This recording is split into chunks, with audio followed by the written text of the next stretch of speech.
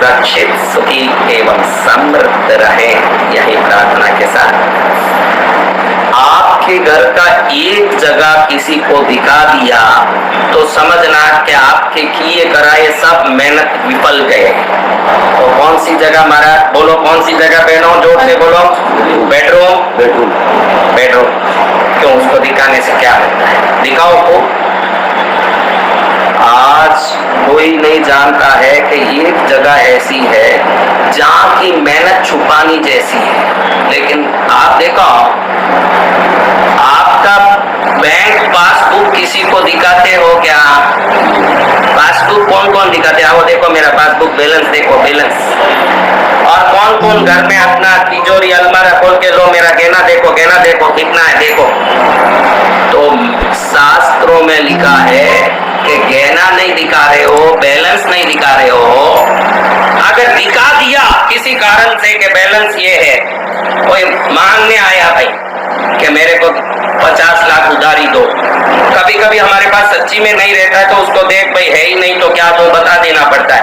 ऐसे कोई मौके में दिखा भी दो तो चले, लेकिन इन सबको देने वाले आपके जीवन में धन, सुख, जो बैंक बैलेंस, गहने, ये सबको देने वाले जो देवता आपके घर में जहाँ बैठे हैं, वो स्थान आप किसी रिश्तेदार को या दोस्तों को या किसी को दिखाना नहीं चाहिए।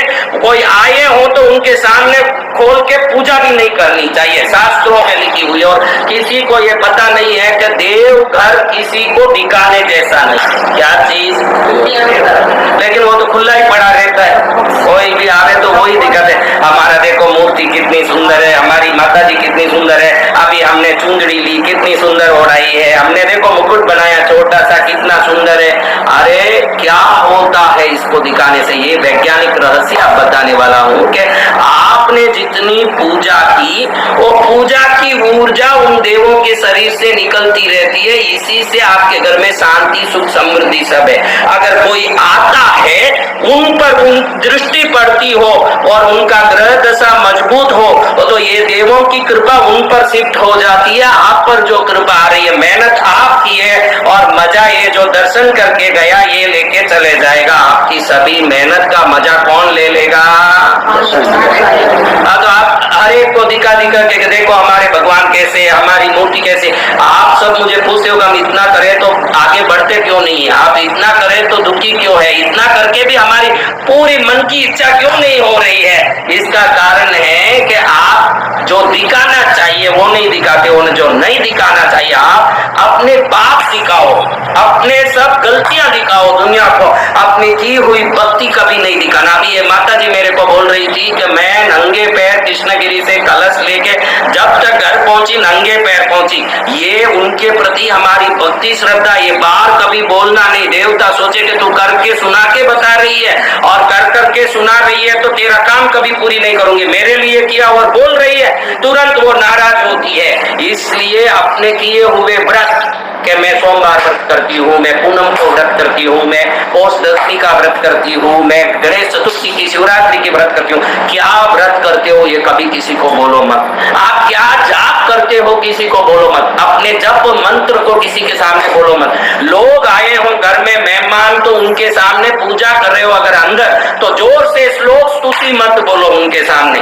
ये सब धीरे करने जैसा है। किसी के सामने जोर जोर से श्लोक बोलोगे वो सुन के लगे कि यहाँ बहुत भक्ति हो रही है, शायद इसी से इनका बहुत बड़ा काम हुआ लगता है, ऐसे उनका नजर लगेगा तो श्लोक बोलना, भक्ति करना भी रुक जाएगा। क्योंकि कई लोग मेरे को पूछते हैं कि अभी 3 महीने से मेरे को दिया धूप करने का मन ही नहीं होता हमारे साथ। अभी हमारी पूजा ही छूट गई है, हमारी भक्ति छूट गई है। अब कैसे छूट गई? पहले तो बराबर होती थी। कोई न कोई आया और पूजा का कमरा देखा और नजर डाला, उसके बाद पूजा बंद और देवता की कृपा बंद और सब बंद हो गई और दुखी पड़े हो। अपने घर में अगर कोई चीज नहीं दिखाना है तो वो आपका पूजा का कमरा है। नहीं बोलना है तो अपनी भक्ति की, साधना की, तपस्या की, आराधना की बातें हैं। ये आपने अपने सुख के लिए किया, आपने अपने घर के पुण्य बढ़ाने के लिए किया, देवों की कृपा पाने की।